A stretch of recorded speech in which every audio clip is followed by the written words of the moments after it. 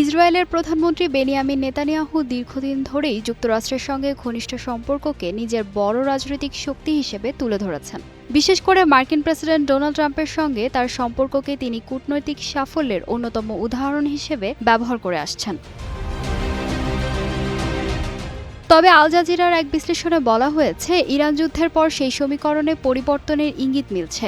Trump এখন মধ্যপ্রাচ্যের কিছু গুরুত্বপূর্ণ ইস্যুতে ইসরায়েলের মতামতের বাইরে গিয়েও সিদ্ধান্ত নিচ্ছেন, যা দুই নেতার সম্পর্ক নিয়ে নতুন প্রশ্ন তুলেছে।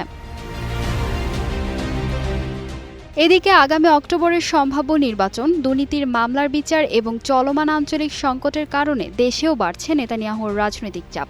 এমন পরিস্থিতিতে ট্রাম্পের সঙ্গে তার সাম্প্রতিক বৈঠককে রাজনৈতিকভাবে গুরুত্বপূর্ণ হিসেবে দেখা হচ্ছে।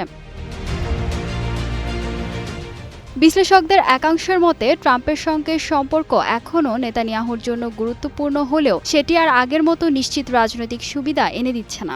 ফলে ইসরায়েলের রাজনীতিতে তার বহুল আলোচিত ট্রাম্প কার্ড এখন আগের তুলনায় অনেকটাই দুর্বল হয়ে পড়েছে বলেই আলোচনা চলছে। ফাহিমা সুরভি, নিউজ ডেস্ক, গ্লোবাল টেলিভিশন।